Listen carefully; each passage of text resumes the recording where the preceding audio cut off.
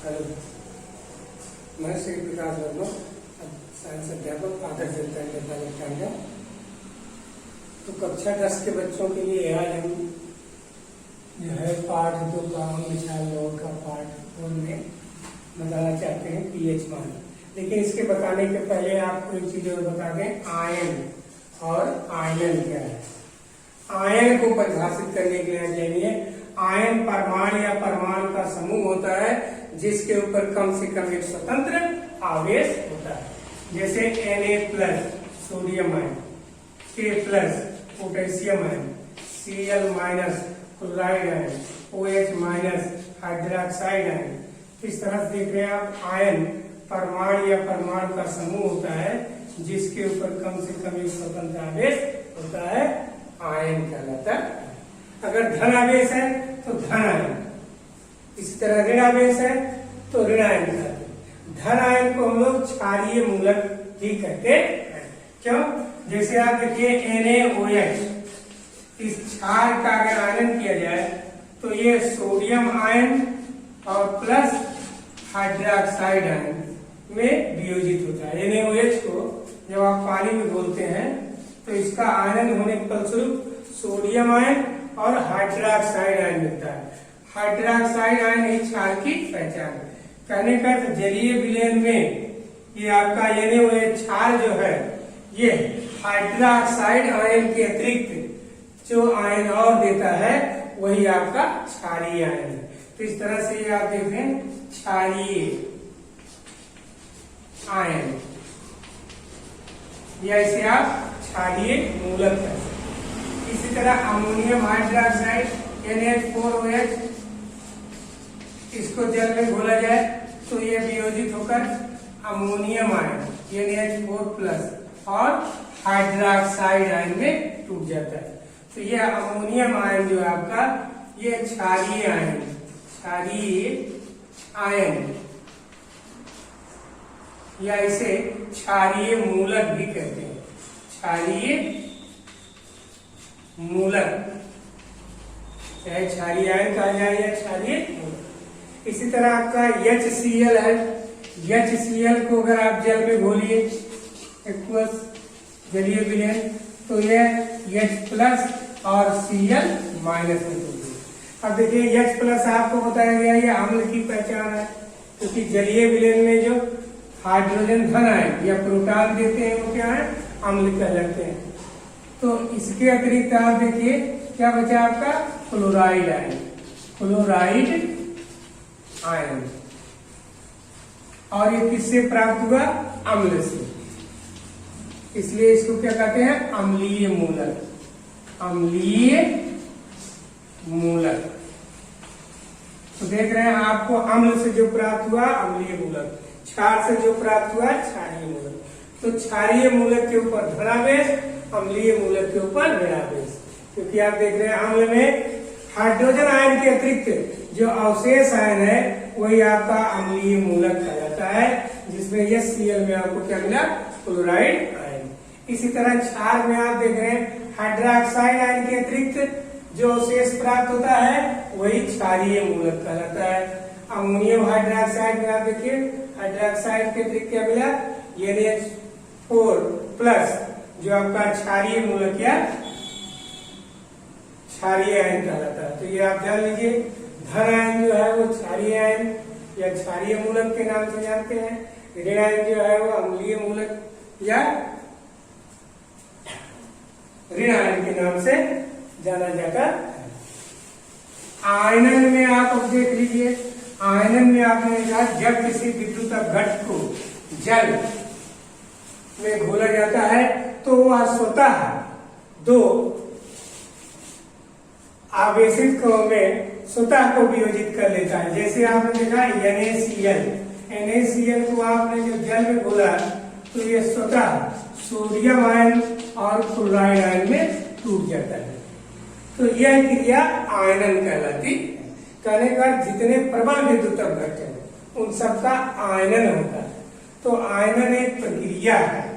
आयनन क्या है, एक प्रक्रिया है। देख रहे हैं जिसमें अम्ल, क्षार या लवण, इन सबको जब ध्रुवीय विलायक में घोलते हैं कि स्वतः को दो वियोजित कणों में तोड़ लेते हैं। यही क्रिया आयनन कहलाती है। अब आपको बताना है आज पीएच मान या पीएच स्केल क्या होता है। एक वैज्ञानिक है डेनिस सोरेनसन। इन्होंने किसी विलेन की प्रकृति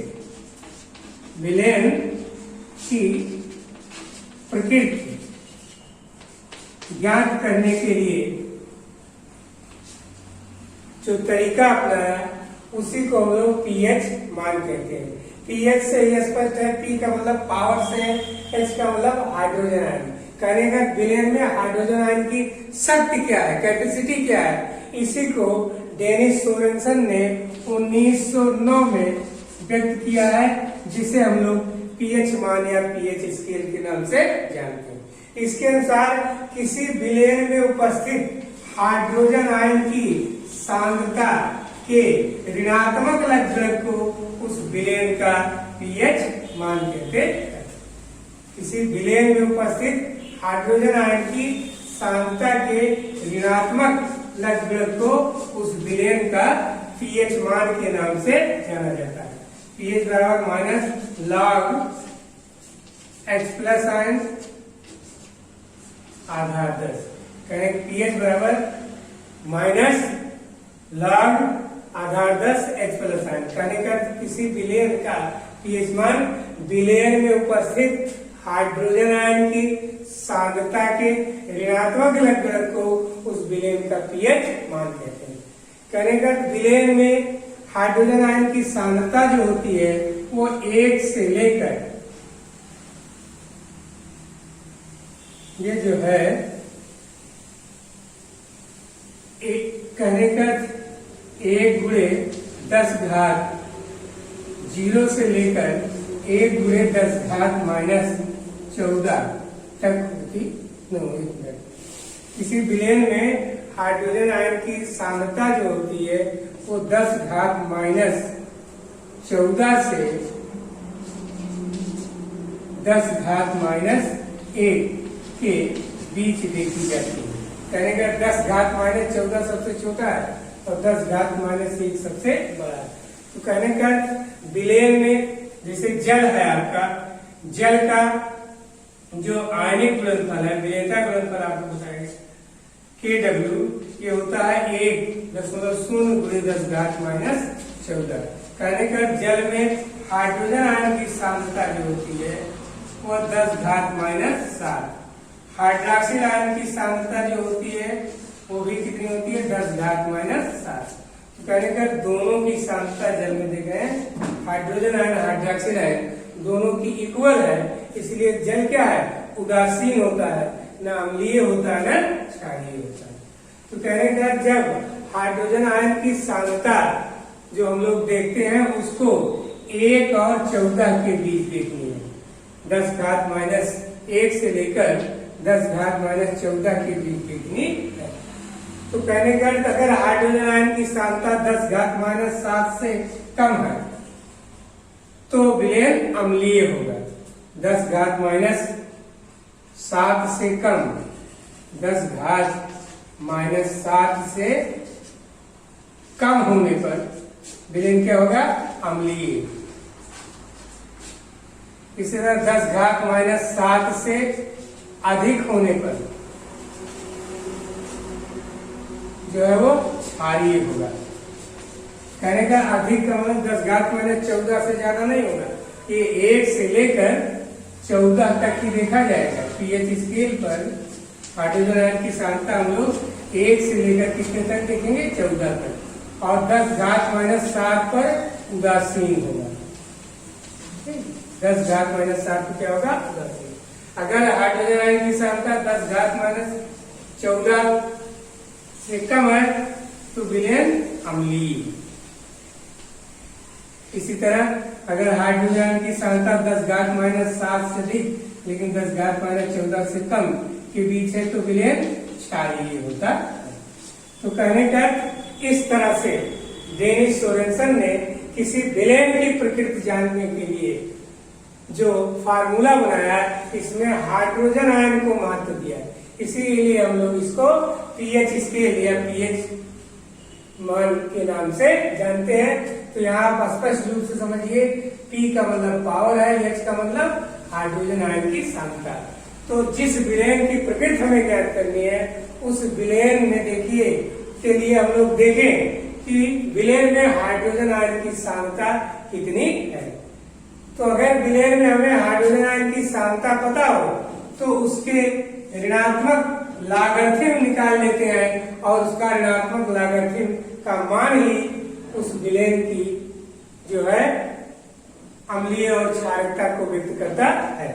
तो अगर यह मान 7 से कम आता है तो हम लोग समझ लेना विलयन अम्लीय है, अगर यह मान 7 से अधिक आता है तो समझ लेते हैं विलयन क्षारीय है। तो कहने का पीएच मान को एक बार फिर से समझ लीजिए, किसी विलयन का पीएच मान विलयन में उपस्थित हाइड्रोजन आयन की सांद्रता के ऋणात्मक लागार्थ्यम को ही उस विलयन का पीएच मान कहते हैं।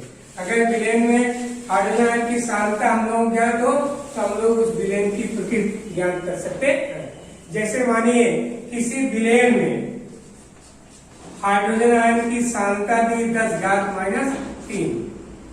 मान लीजिए किसी विलयन में हाइड्रोजन आयन की सांद्रता कितनी है 10⁻³ तो H प्लस आयन की सांद्रता आपको पता है 1×10⁻³ तो इसके लिए आप पीएच निकाल लीजिए। पीएच बराबर हो जाएगा -log आधार 10 हाइड्रोजन आयन की सांद्रता 10⁻³ तो यहाँ देखिए आप -log 10 की घात -3 है तो आप जानते हैं log में log m की घात n बराबर n log m तो कहने का तो -3 log ये 10 हो जाएगा, आधार भी 10 है। तो अगर log 10 है आधार भी 10 है तो ये दोनों का मान 1 हो जाता है। तो इस तरह आप देखिए माइनस ये प्लस हो गया, ये 3 निकला और log में आप देख रहे हैं आधार ये दोनों 10 समान है, log 10/10 आपका कट जाएगा, 1 हो जाएगा सीधे भाग देने पर। तो इस विलयन का पीएच मान आपको क्या मिला 3 मिल गया। इस तरह से इस विलयन की प्रकृति क्या हो गई अम्लीय। कैसे आप समझिए, क्योंकि पीएच मान जो आया वह 7 से कम है। तो इस तरह से आप देख रहे हैं कि पीएच मान को हम लोग निकाल लेते हैं और उससे हम उस विलयन की प्रकृति को ज्ञात कर लेते हैं कि विलयन अम्लीय है या क्षारीय। अगर विलयन का पीएच मान 7 है तो उदासीन है, विलयन का पीएच मान 6 है तो अम्लीय है। इसी तरह 6 से जैसे जैसे आप जाएंगे, अगर पीएच मान आपका 6 आता है, फिर 5 आता है, 4 आएगा, 3 आएगा, 2 आएगा, 1 आएगा, तो जिसका पीएच मान जितने कम है उसमें हाइड्रोजन आयन की सांद्रता देख रहे उतना अधिक है, क्योंकि ये आप देख रहे हैं माइनस में लगा हुआ है। वास्तव में देखें ये घात क्या लगा माइनस, तो जब हाइड्रोजन आयन की सांद्रता तो हम लोग कह लेते हैं ऐसे कम है, वास्तव में क्या देख रहे हैं ये 10⁻⁻1 जो है ये 10⁻⁻4 से बड़ा है। तो यहीं पर आप देखिए कि हाइड्रोजन आयन की सांद्रता अधिक है, तो यहाँ सबसे प्रबल अम्लीय कौन होगा जिसका पीएच मान 1 होगा।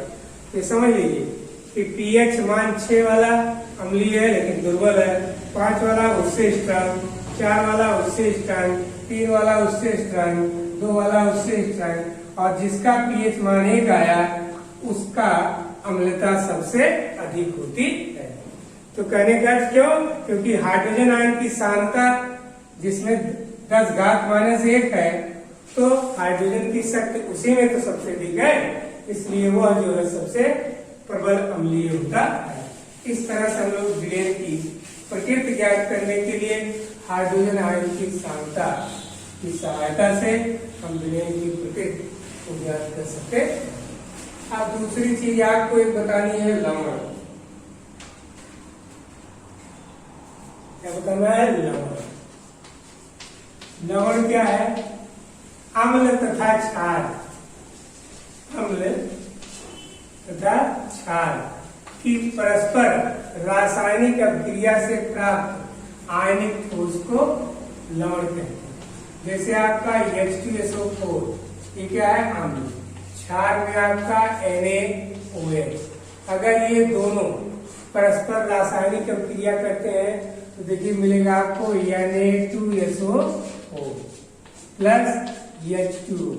संतुलित कर लीजिए यहाँ सोडियम का 2 परमाणु, इसके आगे 2 लिख दीजिए, 2 सोडियम 2 सोडियम है। सल्फेट आयन एक ही चाहिए। अब 2 हाइड्रोजन यहाँ 2 हाइड्रोजन यहाँ, 4 हो गया, 2 दूनी 4, 2 ऑक्सीजन इधर है, 2 ऑक्सीजन आपको इधर मिला। फिर आपको सोडियम सल्फेट क्या मिला? Sodium sulphate. ये क्या है? लवण। और ये क्या मिला? जल। तो इस तरह देख रहे हैं अम्ल तथा क्षार की परस्पर रासायनिक अभिक्रिया से प्राप्त आयनिक ठोस को ही लवण के नाम से जाना जाता है। अब देखिए लवण के प्रकार। लवण के प्रकार, तो लवण निम्न प्रकार के होते हैं।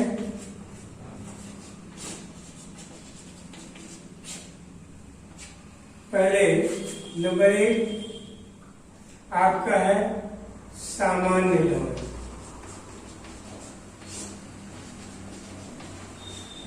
या इसको आप सरल लवण कहते हैं। तो सामान्य लवण या सरल लवण क्या है? जिसमें एक अम्लीय मूलक है, क्षारीय मूलक। अम्लीय मूलक क्या है? सल्फेट SO4 माइनस का है। क्षारीय मूलक क्या है? Sodium ion. तो इस तरह जिसमें अम्लीय मूलक और क्षारीय मूलक होते हैं वही आपके सामान्य लवण कहलाते हैं। तो जैसे आपके इसमें आ जाएगा NaCl sodium chloride, KCl potassium chloride, KBr potassium bromide, Ki potassium iodide, MgCl2 magnesium chloride, CaCl2 calcium chloride, BaCl2 barium chloride, ZnCl2 zinc chloride. तो इस तरह से आप देख रहे हैं ये सभी सामान्य लवण। क्यों? क्योंकि इसमें अम्लीय मूलक देख रहे हैं क्लोराइड, क्षारीय मूलक सोडियम, अम्लीय मूलक क्लोराइड, क्षारीय मूलक पोटेशियम, अम्लीय मूलक ब्रोमाइड, क्षारीय मूलक पोटेशियम, अम्लीय मूलक आयोडाइड, क्षारीय मूलक पोटेशियम। तो इस तरह से यहाँ देखिए अम्लीय मूलक क्लोराइड, क्षारीय मूलक मैग्नीशियम, अम्लीय मूलक क्लोराइड, क्षारीय मूलक कैल्शियम, अम्लीय मूलक क्लोराइड, क्षारीय मूलक बेरियम, अम्लीय मूलक क्लोराइड, क्षारीय मूलक जिंक। तो ये क्या हो गए? सामान्य लवण। तो सामान्य लवण या सरल लवण है जिसमें एक अम्लीय मूलक, दूसरा क्षारीय मूलक होता है। दूसरा आपका है अम्लीय लवण। अम्लीय लवण, आप देखिए अम्लीय लवण क्या है? जैसे सोडियम बाइक्लोराइड NaHCO3, सोडियम बाइकार्बोनेट। ये क्या है? सोडियम बाइकार्बोनेट, बाइकार्बोनेट या इसको सोडियम हाइड्रोजन कार्बोनेट कहेंगे। तो देखिए अम्ल की पहचान आपको पीछे बताया गया कि जो जलीय विलयन में H+ आयन देते हैं वही आपके क्या होते हैं? अम्ल होते हैं। तो यहाँ देखिए इसमें सूत्र में इसके कहने का जो आपको आयनन अगर इसको हमको कर लें तो एक तो सोडियम आयन मिल जाएगा, दूसरा HCO3 minus bicarbonate ion. Carbonate ion को हम लोग लिखते हैं CO3 माइनस। कहने का तो इसमें हाइड्रोजन का जो है आंशिक विस्थापन हुआ, एक हाइड्रोजन परमाणु इसमें उपस्थित है। जब ये निकल जाएगा तभी इसके ऊपर 2 माइनस लगेगा, क्योंकि एक प्लस निकला है और एक अभी निकलने को बाकी है, इसलिए इसके ऊपर 1 माइनस लगा। तो कहने का तो जिसमें हाइड्रोजन उपस्थित हो उसी को हम लोग अम्लीय मूलक के नाम से जानेंगे। तो इसी के द्वारा आप इसको पहचान लीजिए अम्लीय लवण क्या है। जैसे मैग्नीशियम MgHCO3 का ट्वाइस मैग्नीशियम बाइकार्बोनेट। अब देखिए यहां भी H मिल गया तो ये क्या हो गया आपका अम्लीय लवण। CaH CO3 का ट्वाइस, ठीक है भैया, कैल्शियम बाइकार्बोनेट। तो sodium bicarbonate, magnesium bicarbonate, calcium bicarbonate, देख रहे हैं जिसमें हाइड्रोजन परमाणु का आंशिक विस्थापन हुआ है। कहने का था हाइड्रोजन परमाणु कुछ न कुछ अवशेष है, वही आपका अम्लीय लवण कहलाता है। देखिए यहाँ पर आपका सोडियम में एक है, मैग्नीशियम बाइकार्बोनेट में 2 उपस्थित हो जाएगा, कैल्शियम बाइकार्बोनेट देखिए 2 प्रोटॉन उपस्थित, इसलिए सब क्या है, अम्लीय लवण। इसी तरह आपका देखिए क्षारीय लवण, तीसरा आपका क्या है, क्षारीय लवण।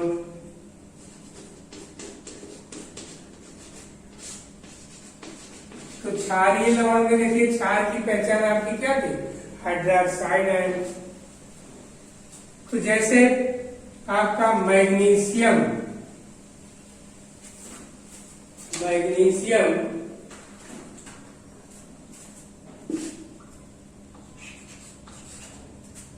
हाइड्रोक्साइड क्लोराइड, देखिए क्या है, magnesium hydroxide chloride, magnesium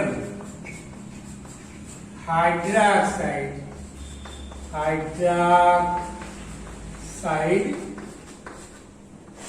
chloride.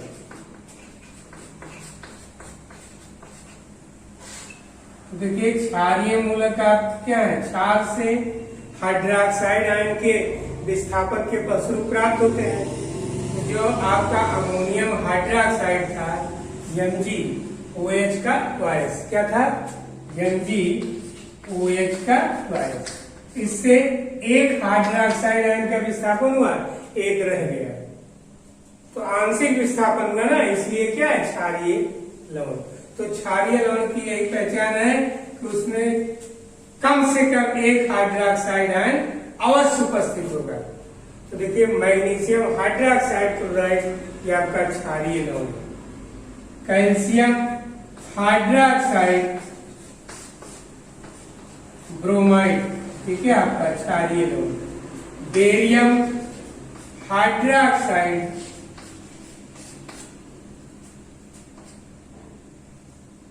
Iodide, क्या है, क्षारीय लवण है। तो देखिए यहाँ सब में हाइड्रोक्साइड उपस्थित है, इसलिए सब क्या है, क्षारीय लवण। तो क्षारीय लवण की पहचान है उसमें कम से कम एक हाइड्रोक्साइड आयन अवश्य उपस्थित होगा, तो इसे हम क्षारीय लवण के नाम से जानते हैं। ये 3 लवण आपके हो गए, सामान्य लवण, अम्लीय लवण, क्षारीय लवण। अब चौथा आ जाइए मिश्रित लवण।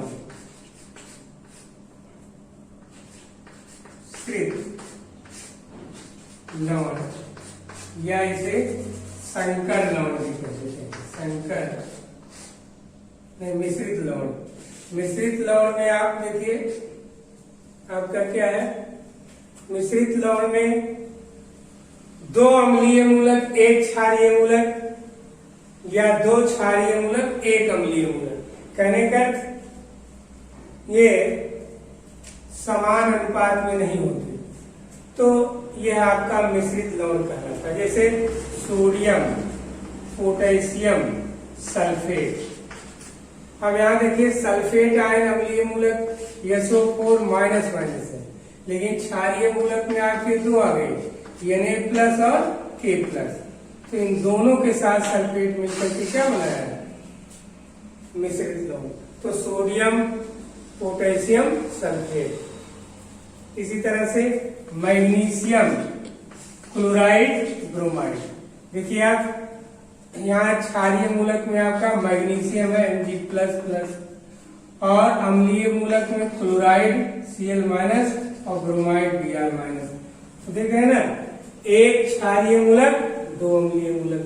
यहाँ आपको क्या मिला, 1 अम्लीय मूलक, 2 क्षारीय मूलक। तो यहाँ देख रहे हैं कि अनुपात इनका बराबर नहीं है, एक इनका एक इनका, दोनों समान होगा। जब आपका 1 अम्लीय मूलक, 1 क्षारीय मूलक रहेगा तो सामान्य लवण या सरल लवण बनेगा। लेकिन अगर 2 क्षारीय मूलक, 1 अम्लीय मूलक, या 2 अम्लीय मूलक, 1 क्षारीय मूलक, ऐसा आ जाएगा तो उसे हम लोग मिश्रित लवण के नाम से जानते हैं। पांचवा आपका है दिक् लवण। दिक् लवण, देखिए दिक् लवण वास्तव में दो लवण, जैसे K2SO4, Al2SO4 का थ्राइस इंटू 24H2O, ये क्या है? फिटकिरी। फिटकिरी, तो यहाँ जितनी फिटकिरियां सब इसमें आ जाएगा। देखिए यहाँ दो साल्ट है, एक पोटेशियम सल्फेट K2SO4, दूसरा आपका एल्युमिनियम सल्फेट Al2SO4 का थ्राइस। ये दोनों समान अनुपात में है और इसमें 24 अणु जल क्रिस्टल के हैं। तो इस तरह से आप देख रहे हैं ये क्या है? दिक् लवण। कहने का जब दो लवण रहते हैं तो उसी को हम लोग किस नाम से जानते हैं? दिक् लवण। फिर आ जाइए आप छठे अंक, आपका है संकर लवण। संकर या जटिल लवण। देखिए संकर या जटिल लवण जो होता है ये जटिल आयन से मिलकर बना है, जैसे K4FeCl6, यह पोटेशियम फेरोसाइनाइड। पोटेशियम फेरोसाइनाइड, ये आपके क्या है? जटिल लवण। क्यों? क्योंकि इसमें आप देख रहे हैं 4 पोटेशियम आयन और FeCl6 जो है ये जटिल आयन है, इसके ऊपर -4 आगे। तो इस तरह से आप देख रहे हैं फेरोसाइनाइड आयन। इसी तरह से पोटेशियम फेरीसाइनाइड K3FeCl6, ये पोटेशियम फेरीसाइनाइड। फेरीसाइनाइड ये सब क्या है? जटिल लवण। तो जटिल लवण की पहचान है, उसका आयन करेंगे आपको एक जटिल आयन मिलेगा, जैसे cupro ammonium sulphate, diamine silver chloride. तो ये सभी आपके क्या है? जटिल लवण होते। तो इस तरह से बालक आप लोग देखे आज कि किसी विलयन की हम लोग प्रकृति कैसे ज्ञात करते हैं और साथ साथ लवण क्या है और ये कितने प्रकार के होते हैं। धन्यवाद।